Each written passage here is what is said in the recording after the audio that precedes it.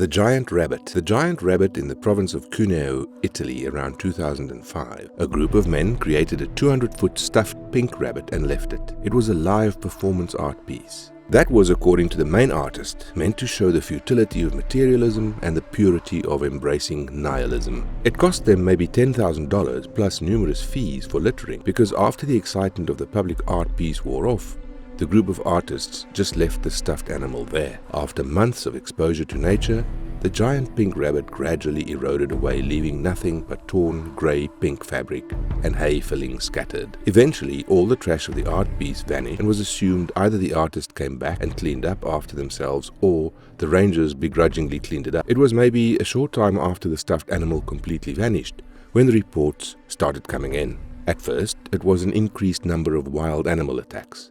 Campers and hikers were complaining that they were coming back to find their campgrounds destroyed, with their food taken and supplies destroyed. At first, it was assumed that it was the works of a bear, an animal that is prone to raid camps whenever it's hungry and can smell food. But the rangers set to search the area didn't find any signs of a bear. Any tracks that were left at the camp didn't resemble any type of prints they were familiar with. In fact, the footprints looked like very large human. So they declared that there wasn't a bear, but the works of probably some homeless people that lived out in the wilderness. It was the closest answer that they could come to. But the reports didn't stop. They increased in severity. Soon, bodies of hikers were being discovered. They looked like they'd been fiercely mauled. Portions of their bodies were missing, making it obvious that something had fed on them. Again, the bite marks on the bodies didn't match any of the animals they were used to, and they were way too large to have been done by a human, so the rangers couldn't claim that it was homeless people eating the people in the wilderness. Search parties were sent out again, and no real traces of wild animal were discovered. Tracking the tracks found at the places where the bodies were discovered eventually led to cliffs or rivers.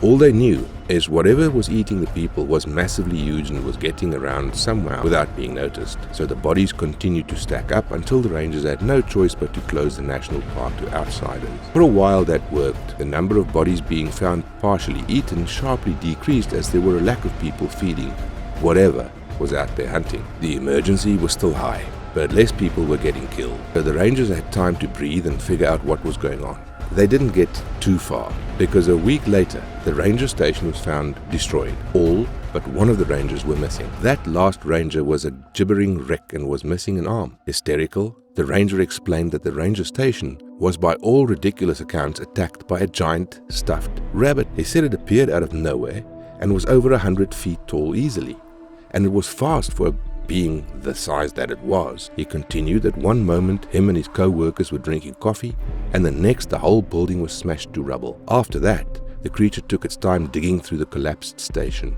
picking up the screaming, crippled rangers with its fuzzy paws and eating them in a few bites. Some struggled, but bullets didn't work on the creature. They just flew right through it. These were hardened men and women, experienced in dealing with just how tough nature can be, but none of them were ready. The only reason the survivor got away with just a missing arm was because he tossed a flare into the gaping creature's mouth, making it toss him away and retreat with a pained growl. Holding the stump of his arm, he wished he thought of it before it ate its friends in his arm. He swore that the thing retreated in pain, the fuzzy portions of its body having been set on fire. But after that, it ran away, dispersing into nothing as it did so. The report eventually got to the European branch of the agency, and they assigned Senior Agent Turin and her base to the issue, with them being the closest to the base.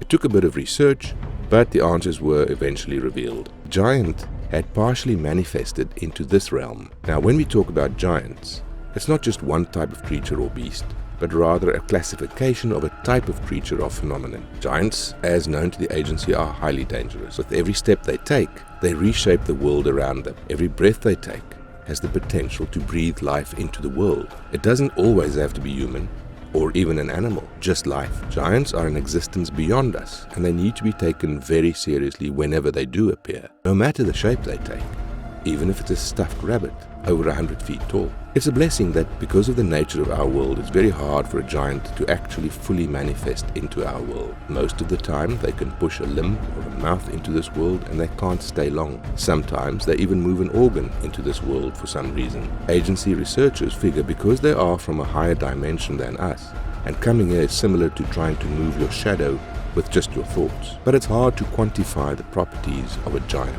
because again, they don't operate on the rules of our reality. No, they try to impose their rules on us whenever they are manifest. Such an effort reduces the time they can stay manifested. But it can be done. There's only been one case of a giant fully manifesting in our reality, and it almost broke the agency and revealed to the public at large the true nature of our reality.